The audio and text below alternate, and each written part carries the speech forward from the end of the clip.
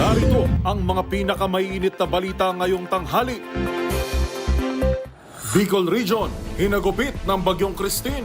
Karamihan sa mga lugar, nalubog sa baha. Pagtalakay sa lawak ng pinsala ng Bagyong Christine, pinangunahan ni Pangulong Bongbong Marcos.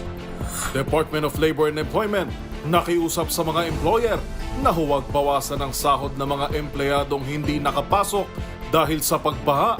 Religious leader na si Apollo Kibuloy humarap na sa pagdinig ng Senado sa umano'y mga pang-aabuso sa KOJC.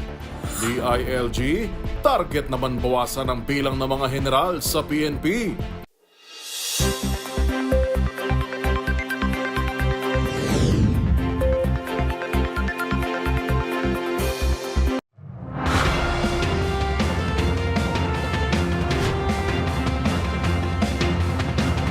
Bawat balita, makabuluhan. Bawat kwento, makapangyarihan. Boses ng Pilipino para sa Pilipino. Live mula sa MBC TV Studio. MBC TV Network News.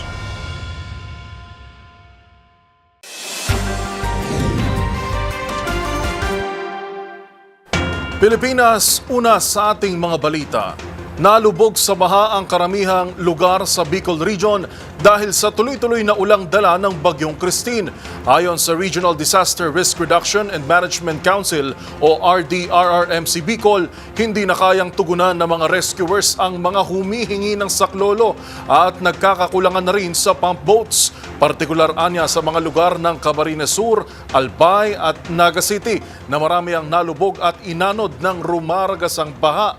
Ngayong umaga, lubog pa rin sa baha ang ilang mga bahay sa ilang probinsya, kabilang ang Camarines Sur at Naga City. Sa panayam ng 2x2 kay Camarines Sur Representative El Rey Villafuerte, sinabi nitong nasa 85% ng mga barangay ang apektado at nakatakda rin magdeklara ng state of calamity ngayong araw ang probinsya.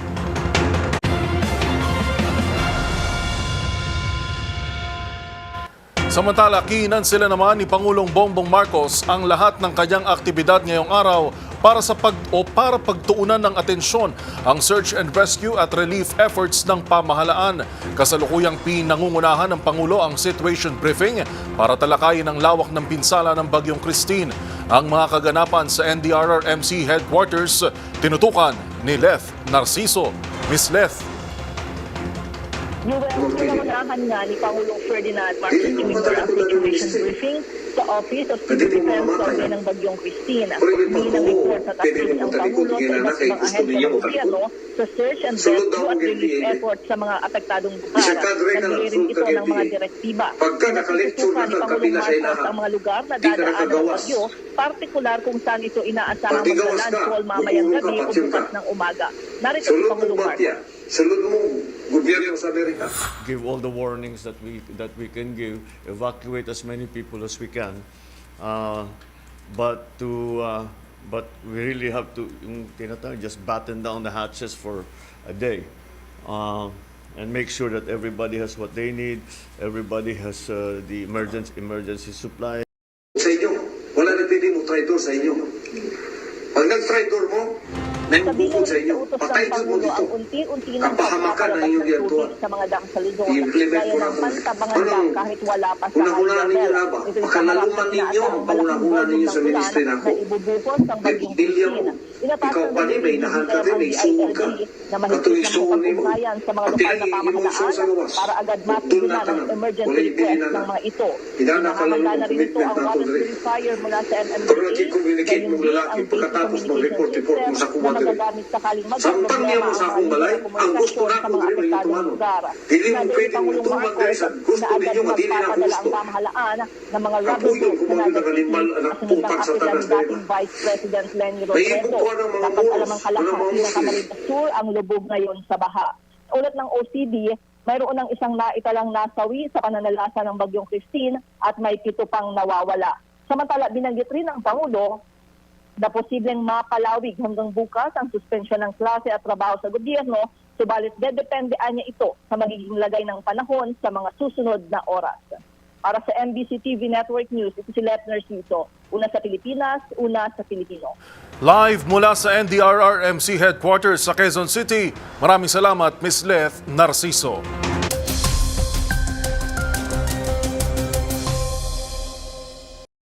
Bahagya namang bumili si Bagyong Christine habang napanatili ang lakas nito habang nasa silangan ng Aurora. Huli itong namataan sa layong 200 kilometro, silangan ng Kasiguran Aurora, taglay ang lakas na 85 kilometro kada oras at mabilis na gumagalaw o kumikilos sa bilis na 30 kilometro bawat oras sa direksyong north-northwestward. Nagbabala ang Pag-asa sa banta ng intense to torrential rains ngayong araw sa mga probinsya ng Cagayan, Isabela, Apayao, Aurora, maging sa Quezon Province, Catanduanes at Camarines Provinces. Heavy to intense rains naman ang inaasahan sa Ilocos, Rizal, Albay, Sorsogon at mga nalalabing bahagi ng Cagayan at Cordillera. Habang may banta rin ng katamtaman hanggang sa malalakas na ulan ang Metro Manila, Occidental Mindoro, Masbate, Northern Samar, gayon din sa natitirang bahagi ng Central Luzon at Calabarzon Region. Pinag-iingat din ng ating mga kababayan sa banta ng storm surge sa mga baybayin ng Batanes, Babuyan Islands, Cagayan, Isabela, Aurora at Catanduanes. Kasalukuyang nakataas ang Tropical Cyclone Wind Signal number 2 sa buong Ilocos Region, Cordillera Region, halos buong Cagayan Valley, Central Luzon, Calabarzon, Bicol Region, pati na rin sa atin sa Metro Manila. Habang signal number 1 naman ang umiiral sa Batanes, gayon din sa malaking bahagi ng Mimaropa at malaking bahagi ng Visayas, Dinagat Islands at Surigao del Norte naman sa Mindanao. Sa pinakahuling pagtaya o forecast track ng Bagyong Christine, lalakas pa ito bilang isang severe tropical storm bago po maglandfall sa Isabela mamayang gabi. Sa paglabas nito sa West Philippine Sea bukas ay tinatayang hihina ito bilang tropical storm at lalabas na ng Philippine Area of Responsibility sa araw ng Biyernes kung hindi ito magbabago ng direksyon.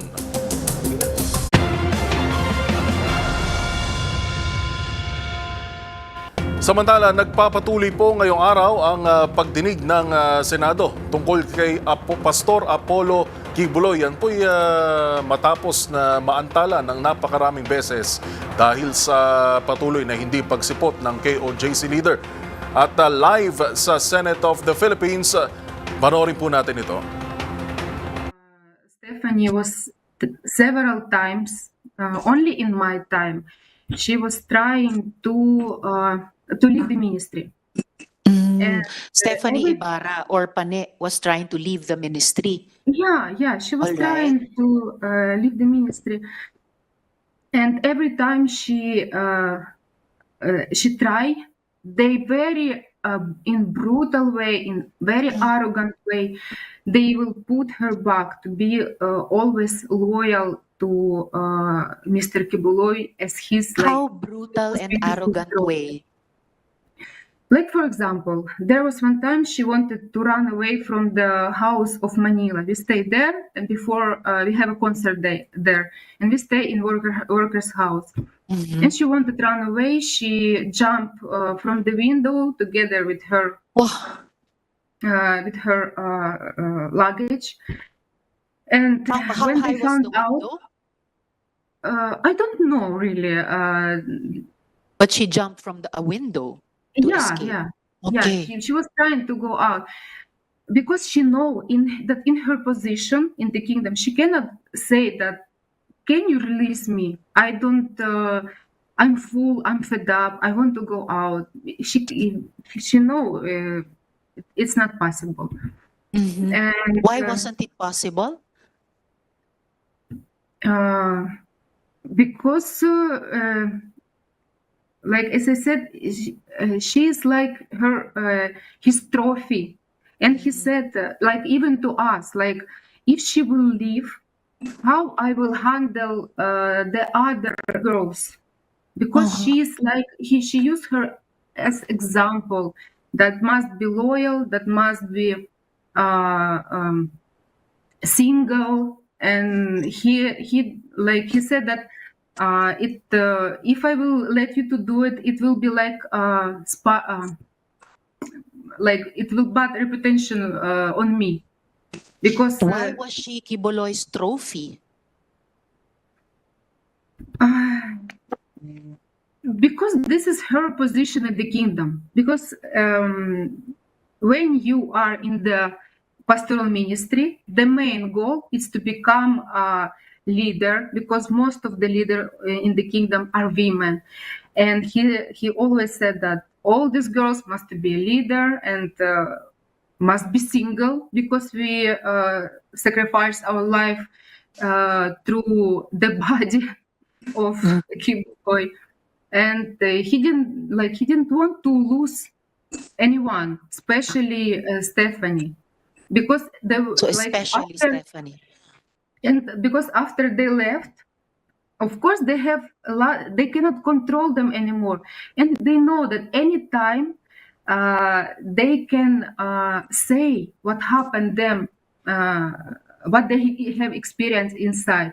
Because while you are inside and you know all these things that going on there, like If they're Stephanie afraid or that you, Pane as long Ibarra as you was will go able to out, you will. escape, if she She was was able to escape, if Kibuloy could not control Stephanie or Pane Ibarra anymore, what would happen? Miss Julia? Yes. I don't know, because uh, to me and to us, it's nothing will happen. She will just live her own life, good or bad. It's depend on our choice, on the way how Yes. we work on life. Because he always put the fear on us that if you will go out, you will become a prostitute. All the men will use you, and here only I using you, and you have this privilege. And he said, I will honor you, and in the world you will be dishonored, you will be lost, like to the you will be homeless. And this is what they are talking actually about us.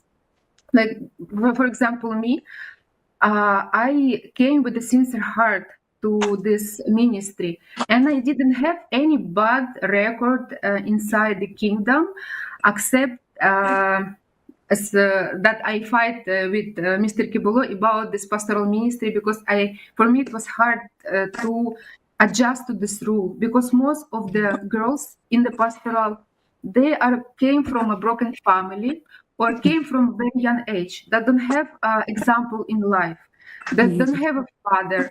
And especially when you're young and don't have experience in life, you can plant them the thinking that this is life, is normal, it's good. And when you don't have experience about other life in the world, you will really be afraid to go out. Miss And Julia, yeah. yes. No, I know that you want to say something to Pastor directly. Here in the Senate, in the Philippines, we don't allow resource persons to talk to each other directly. You may only address the chair. So, if you want to say something directly to Kiboloy, please address it through me. For the record, please say, Madam Chair, this is what I want to say to Kiboloy, so that we can hear you and we can put your message to him on record. So please Okay. proceed. Madam Chair, this is what I want to say to Mr. Kiboloy. When I came to the Philippines, I trust my life to you. You promised that you will put honor, dignity on us, and we trust that this is what will happen. And all of this time in this ministry, I was very honest to you. And if there was something that I understand, I always come to you and ask why.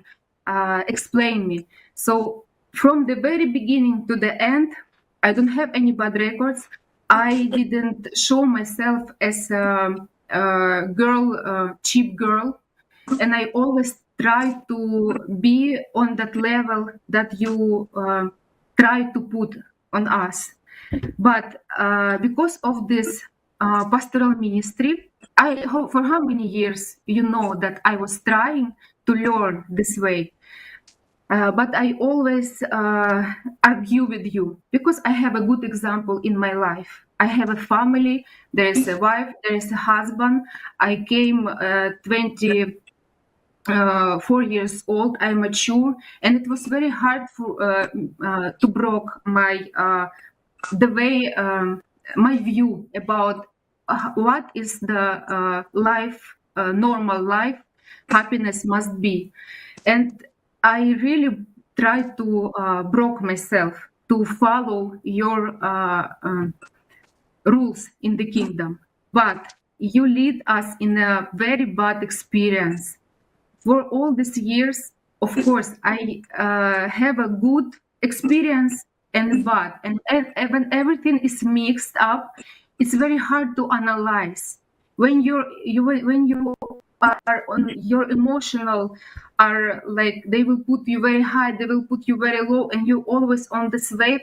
It's very hard to analyze the way you your true feelings, and they will think that the way you feel bad about this ministry, that this is immoral, but he tried to convince that this is the very high level. They made us doubt about our feelings, and I was there with the honest heart. And even before, like when what pulled me back from this ministry, because from this 6 years, as I said, I have a good and bad experience. And to the year of 2019, the bad experience was already more than a good, and I decided to leave. I made a letter through Athen Grid to pastor that I'm very thankful for all the experience that I have in the kingdom, because there is a lot of things that I love, like singing, worshiping, young congregation. I love to serve God, but I'm going out because I have doubt about pastoral ministry. I cannot tolerate it anymore, and I don't feel that I can do it. And this was the time of COVID, and I was in Ukraine that time, serving here. And because it was COVID, I went from the KLC workers' house, I went to my parents' house, and I stayed there for how many months? Because we didn't know. And this is again my thinking renew. Again, I see my family, I see, and I start to, there is no one who will influence me again. And I came to life. But even though the bad experience that I have, I still go with a thankful heart. And what they do to me, because I still watching, even though I go out, I still watching the TWP program. And in his TWP program, I didn't do anything bad. He said about me that if you will work as a prostitute the whole your life out of the kingdom, you cannot replace all these material things that I invest in you here. You compare me as a prostitute, and I'm here living like ordinary life. I have to, when I go out of the kingdom, I was almost 30 years old.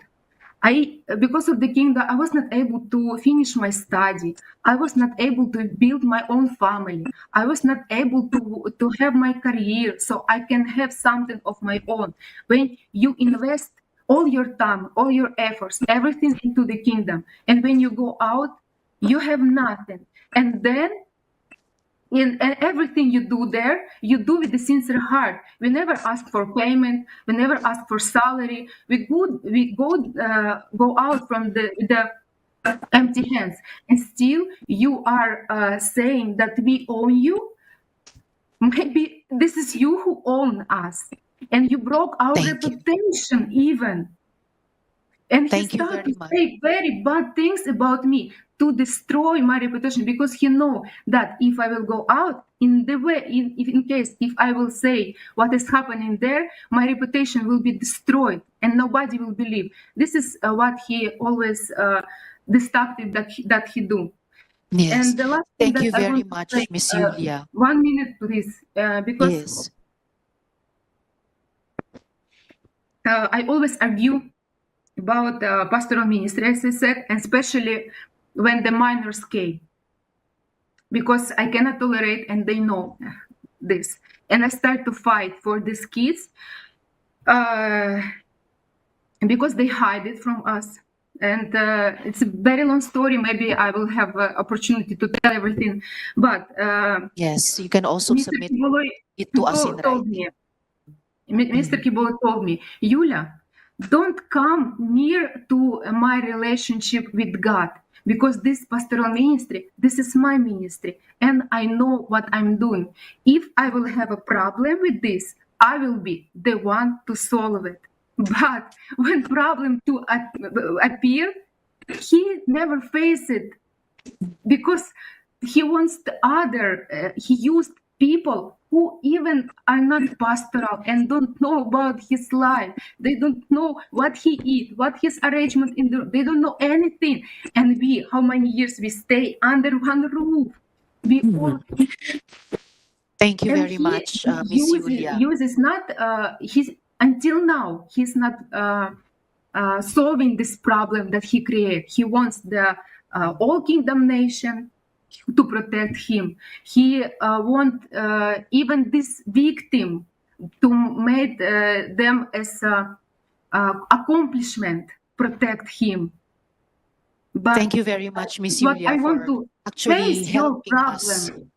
Yes, you're helping us to find out what the problems actually were and see if through our laws we can prevent them ever happening again. So thank you very much, Miss Julia. Please stay on in our hearing in case we have other questions for you later in the hearing. We will now hear the other victim survivors. Thank you very much, Miss Yeah. Julia, and take Thank you. care. Thank you very Okay, much. thank you. Thank you. So ngayon, pakinggan naman po natin si Edward Ablaza Masayon. Sir Edward, maaari mo bang ipaalala sa amin, di ba kayo yung bahagi ng 2nd Signal Battalion ni Quiboloy? Opo, Madam Chair. Okay po. Ano po ba yung 2nd Signal Battalion? Para ba yung private army?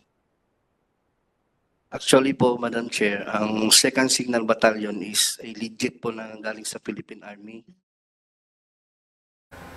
Babalikan po natin ang pagdinig na yan ng Senado ukol pa rin sa mga umano'y pang-aabuso ng religious leader na si Apollo Quiboloy sa Kingdom of Jesus Christ. Gayun din po ang ating special coverage pa rin sa ating binabantayang Bagyong Christine.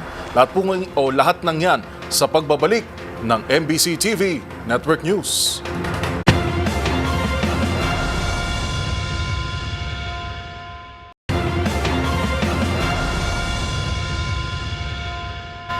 Bago po natin balikan ang mga kaganapan sa pagdinig ng Committee on Women, Children, Family Relations and Gender Equality ukol sa mga kasong kinakaharap ni Pastor Apollo Quiboloy, pakinggan natin ang iba pang detalye na ihahatid live ni Lakay Raymond Dadpaas. Lakay Raymond, nagsalita na ba si Pastor Quiboloy? Tawa ng mga dating miyembro ng Kingdom of Jesus Christ na tumiwalag sa grupo at inaakusahan ng umunoy pang paabuso. Si Pastor Apollo Quiboloy ang nagsasalita pa lamang sa ngayon.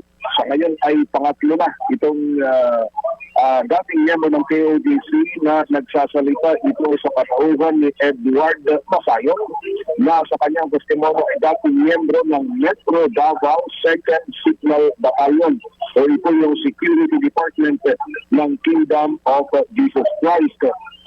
matagal ito naging miyembro ng organisasyon dahil dumanas din ito ng nakaranas ng pagtitinda ng kung ano naman ipinatitinda ng POGC. Ngunit hindi naman sila, ano man yung kita nila doon ay napupunta lahat sa kanilang ministry. Siya na ang pangatlo, kasunod na naunang nagsalita dito kay Senator Rosita Valdez na dumanas din ng pang-abuso sa kamay ni Pastor Apollo Kibuloy na kahit na umangat sa kanyang posisyon at may padala pa sa Amerika na nanguna din ng trabaho doon ng kanilang ministry ay nang inakusahan na ninanakawan ko ang kanilang organisasyon ay pinabalik na dito sa Pilipinas at pinarusahan hanggang sa siya ay tuluyan ng lumayas noong 1995 mula sa ministry, pero siya ay matapos yung lumabas ay hindi pa rin daw sa pinigilan na i-terrorize ng mga armadong grupo ni Pastor Apollo Kibuloy.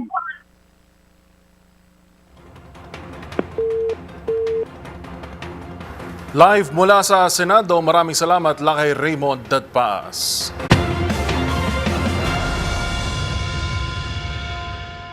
Samantala, atin ang muling balikan ang live feed sa nagaganap pa rin pong pagdinig ng Senado sa mga umunoy pang-aabuso ng religious leader na si Apollo Kibuloy.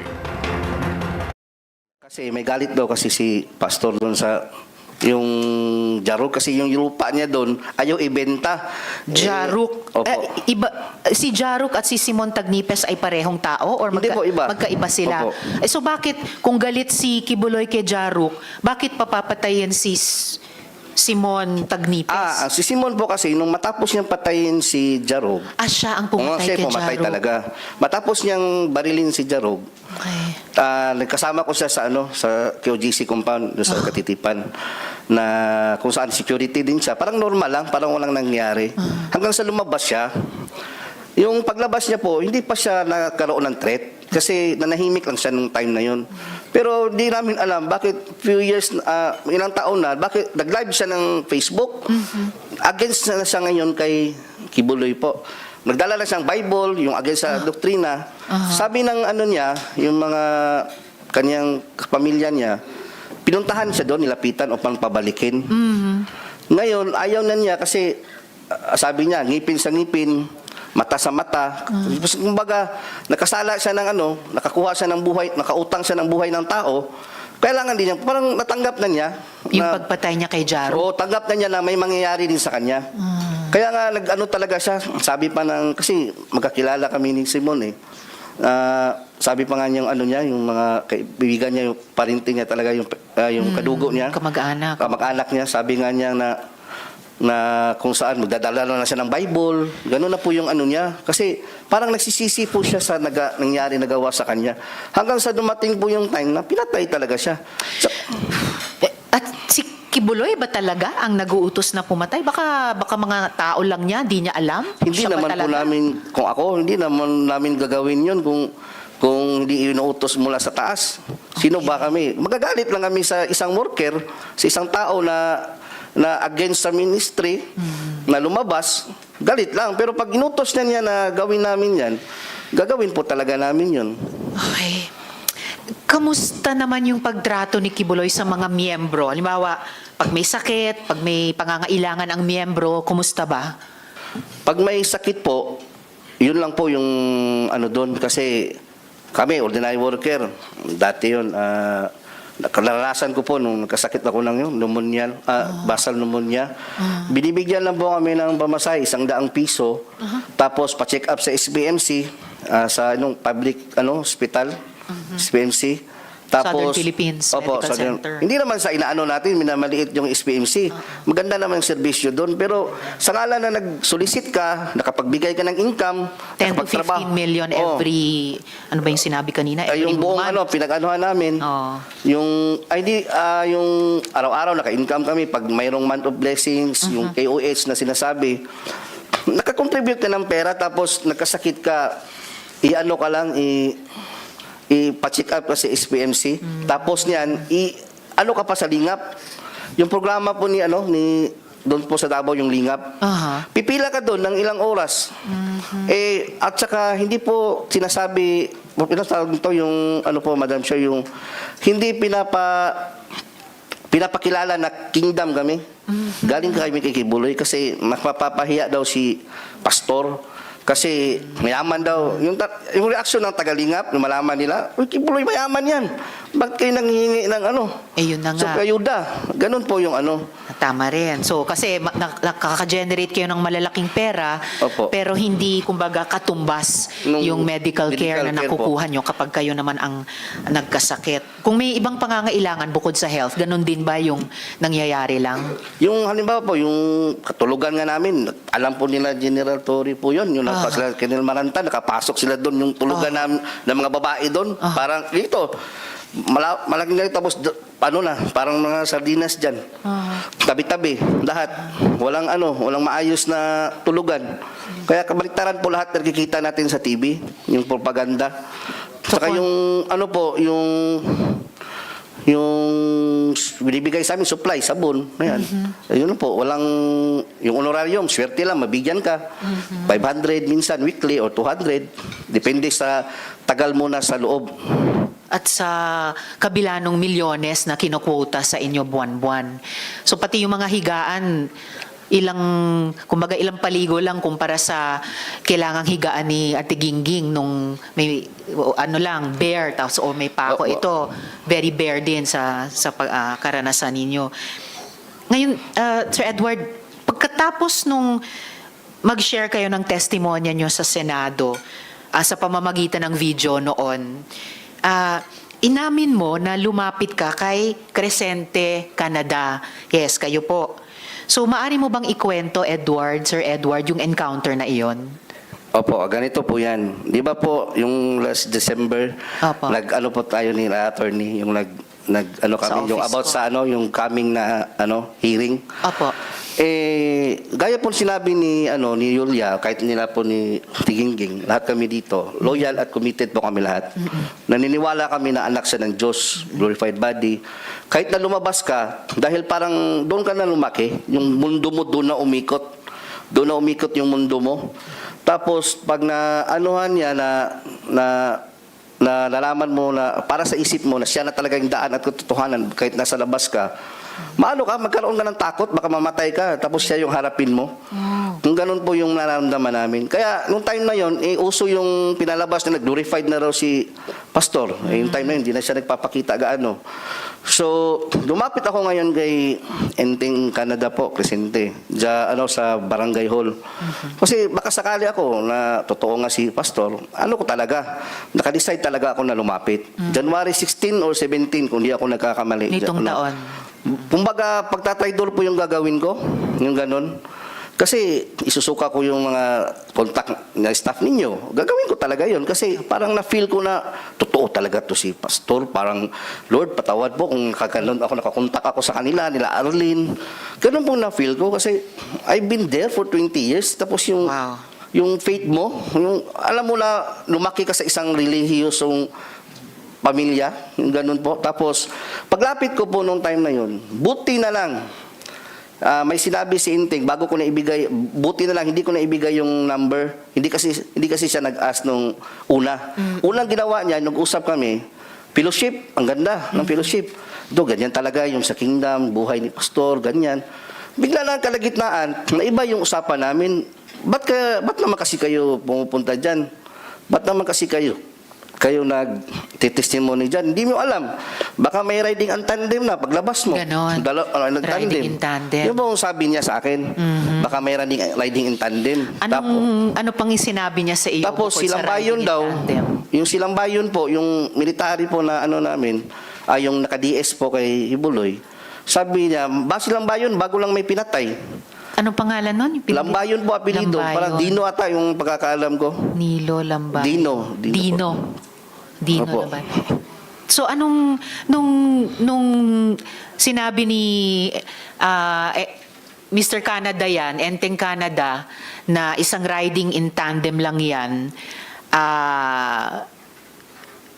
tama ba na tinanong niya sino yung kausap mo sa mga staff ko? At nung binanggit niya yung riding in tandem, kaugnay ng mga staff ko, ano yung pagkaintindi mo sa tanong na yon at sa sinabing iyon? Ang pagkakaintindi ko po, na maaari kaming ipapatay kung papatuloy namin itong ginagawa namin.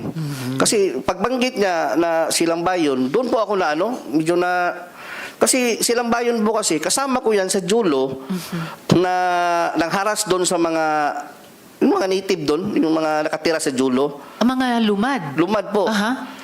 Pumunta nga, yung ebidensya, marami tayong ebidensya. Yung si LJ Lindaan, yung sa JMA, pumunta doon. Yung si dating chief ng Tibungko at Tugbok, si Alcala ba yun na pumunta din sa amin, interview. Ako yung kaharap. Yun po yung mga kasi Silang Bayon po kasi, nag-alias pa nga siya noon, alias Rico, tapos naka-wig siya. Alias Rico. Oo, nung ginamit niya doon sa Julo. And kanina nung Sir Edward, nung binabanggit nyo si Montagnipes at Jaruk, may binanggit din kayong usapin ng lupa. Ito rin ba ay kaugnay ng mga hinaras na mga lumad? Or iba Opo, pang- kasali na yan sa Julo, buong ng Tamayo. Jolong. Julo, Sitio Julo. Sitio Jolong. Opo. Okay.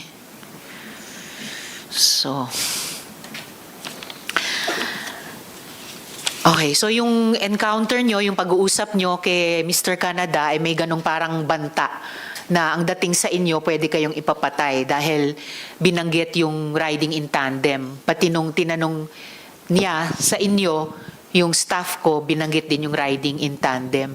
Ano yun? Pati staff ko binabantaan nila? Hindi po, hindi naman talaga direct na banta. Kayo? Pero parang lang ba, yung pag ka dyan, piniksian lang, na mayroong riding in tandem. Kaya natakot din po ako nung sa mga kasamahan ko na staff, kasi konsensya ko rin naman, kung ibinigay ko yung numbers, nirason ko na lang na, naiwan yung ko, nandoon sa isang cellphone ko yung makontak, kasi nagmamadali akong pumunta dito para makausap ka. Kaya, alam niyo po ba, pinag-isipan ko yun bago pumunta doon. Nagdalangin talaga ko, Lord, kung kalooban mo na totoo si Pastor, magaganap talaga ito, mangyayari talaga na babaliktad talaga ako. Buti na lang, naka-mention siya nung time na yun. Parang yun na yung ko eh. Alam mo yung masaya ka, nag-usap kayo, fellowship, tapos biglang kumambyo. Yung saya mo, nabaliktad, na parang Iba. Iba na to Mayroon namang inutusan nga si Simon. Kaya lahat ng napatay po nila, na mga kasamahan ko, sila Simon Tagnipes, Nanay Elsa Bolivar, si Raymond Pasyol, naaalala ko po doon sa yung na-recall ko ba sa isip ko, bida to yung kawawa yung mga kasamahan ko. Si Elsa Bolivar na binanggit din ni Ate Gingging kanina, yung senior citizen. Opo. And then binanggit nyo ngayon si Raymond Fasiol, na binanggit mo rin dati sa Opo, video opo. interview nyo. Marami ba to? Yung mga pinapapatay, no? Actually, mayroon pa pong mga iba dyan na hindi ko po minention, baka na po yung magsabi. Opo. Mga ilan po sa pagkaalam nyo? Kaalam ko po, mayroon pa nga yung pastor under investigation po, yung isang pastor na pa po yung si Disera, yung apelidong Disera, worker din po yun dati. Member o worker yun siya. Kung hindi mo kasi kahit sabihin mo na po, Madam Chair, bakit mga member o mga worker, parehong ikinamatay? Pwede namang magkasakit yung isa, nabunggo ng tricycle yung isa. Pwede naman yun. Bakit puro baril? So, panay baril ang, pagbaril ang ikinamatay. Panay puro pagbaril yung yung kinamatay ng mga coincidence talaga. Tapos kung mag-iimbestiga kayo doon sa mayroong pool guy, yung mga ganun po. Okay. So, may mga fall guys pa. Na nahuli. Tapos hindi naman pala yung yung totoo, hindi alam ng pamilya na may nahuli na pala sa sa mga suspect, yung ganun po na sinikreto ng police station. Alright. Dagang salamat, Edward. Paki-stay on para sa rest ng hearing natin. Oo. Pero magiging mas conscious pa ako sa oras dahil mga kasama, dear colleagues, signal number 2 na po sa labas. Okay. So, Sir Joar. Sir Joar Martinet. Yes po. Madam Olimba. Chair. Opo. Okay. Salamat kayo. Sir Joar, so para lang maalala namin ulit, maaari mo bang ikwento ng maiksi kung paano ka naman naabuso? Opo, Madam Chair. Good afternoon sa lahat. By the way, ako pala si Joar Olimba, and Iki alias Jerome. Ako po ay isang full-time worker sa under po ng logistic department na wala ibang ginagawa, magtinda, mag-solicit sa lahat ng Metro Manila at buong NCR. Ako po ay diniretso ko lang po kasi na ano ko na po ba, di ba? Apo. Yung ano na lang, nakaranas po ako ng karumal-dumal na ano sa loob ng compound ng Kingdom of Jesus Christ. Doon po sa Baliches, sa Oyo, Quezon City. Ako po ay nakaranas ng karumal-dumal na self-torture po na utos po ni Pastor Kibuloy. Sa kasalanan pong nanood lang po ako ng sine at saka nagka-girlfriend na tagalabas. Ang sabi niya po sa amin, through calling po yun, hook up po ang tawag noon. Sabi niya sa amin na lahat kayo, ang gagawin nyo, iuntog nyo ang ulo nyo sa pader. Hindi kayo titigil hanggat hindi kayo hihinto. Hindi nagdurugo. Tapos po, suntok namin yung kamay namin, hindi kami titigil hanggat hindi magdurugo. Tapos, mayroon pa nga ako mga katibayan dito, Madam Chair, na sa kamay ko, may mga pasa pa pati dito sa noo ko. Then that time, meron ding nagdala sila ng yung mga dinikdik na sili. Tapos, pinapalagay sa amin, sa aming mata, bibig, at buong ari namin. At pagkatapos nun, hindi namin alam kung anong mangyari sa amin. Sabi na lang sa sarili namin kasi faithful pa kami ni Kibuloy nun para sa ama to. Sabi na lang, sabi ng kasamaan ko sa isa doon, hindi na pala langit to, imperno na pala to. Yun ang sabi ng kasamaan ko noon that time. That time, hindi pa nakontento. Pagkatapos, after 2 weeks yata, dinala pa kami sa doon sa Guadalupe. Pinatrabaho kami ng walang permit, yung building niya, yung ginagawa niya ngayong is MNI. Kami pinakauna nagtrabaho doon. Tapos binigyan lang kami ng 2 damit. Yun lang, palitan lang. Nagtrabaho kami noon, 2 buwan yata kami nagtrabaho doon. Doon, pagtatrabaho namin, para sa ama din. Yung ginagawa namin kasi para sa ama, nagdadalangin din kami. But that time, was time na sa katagalan namin magtrabaho doon, naisipan namin parang hindi na yata tama to Di ba? Patatrabuhain ka na walang permit, tapos bawal kami magtrabaho ng umaga kasi bawal nga, kasi walang permit. Gabi Bawal na kami, makita. madaling araw, hanggang umaga, alas 6 kami magtrabaho. Lahat ng mga kwarto doon sa building na yun, binabar down namin, ginagamitan namin ng hammer. Yun lang ginagawa namin. Ilang taon yun, ay ilang buwan. Kaya pagkatapos noon, naisipan namin siguro na nag-isipan namin na tumakas na lang. Wala kaming pera noon that time, di ba? Wala kaming damit. So, that's lang, diba? Ang ginawa Patuloy lang ang ating pagsubaybay sa pagdinig ng Senado sa mga umunoy pang-aabuso ng religious leader na si Apollo Kibuloy at ating aantabayanan mamaya kung magsasalita o sasagutin ng religious leader ang mga akusasyon na yan sapagkat ngayon po ay ating napakinggan yung ilang mga witness na iniharap po sa nasabing pagdinig. Samantala, sa iba pang mga balita, nakapagtala na ang Philippine National Police ng 3 nasawi sa Bicol Region dahil sa pananalasa ng Bagyong Christine. Sa mensahe sa DZRH News, kinumpirma ni Police Regional Office 5 Director Police Brigadier General Andre Dizon ang casualties na naiulat kaninang alas 6 ng umaga. Maliban dito, 6 umano ang napaulat na sugatan habang may isa pang nawawala kasunod ng kalamidad. Nagpapatuloy ang pagsuyod ng mga tauhan ng Region 5 Police para sa posibleng rescue at paglikas sa mga apektadong residente. Dadaan pa sa verification ng NDRRMC ang report na ito ng Police Regional Office 5.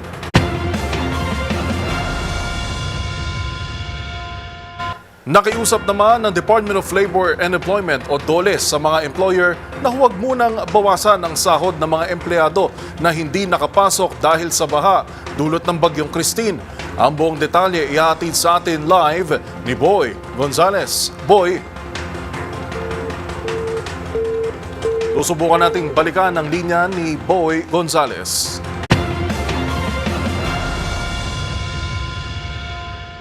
Isinusulong naman ni DILG Secretary John Vic Remulla na mabawasan ang bilang ng mga police generals sa pambansang pulisya.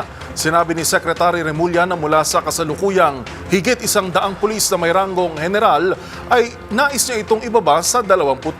Kabilang niya ito sa kanilang inirekomenda kay Pangulong Bongbong Marcos dahil sa rason na top-heavy ang structure ng PNP sa ngayon o maraming generals na wala namang hinahawakang tao at redundant na ang posisyon.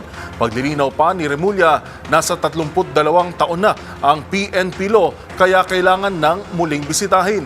Hindi naman pinangangambahan ng opisyal na magdulot ito ng demoralization sa hanay ng pulisya dahil naniniwala siyang profesional ang mga ito at sumusunod sa kung ano ang order ng nakatataas.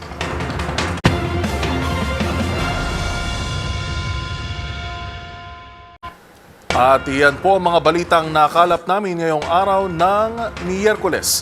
At bago po tayo magtapos, meron na lamang po tayong 63 araw bago ang Pasko. Siyempre, atin pa rin pong dalangin sa ating mga kababayan na nandyan po sa Bicol Region.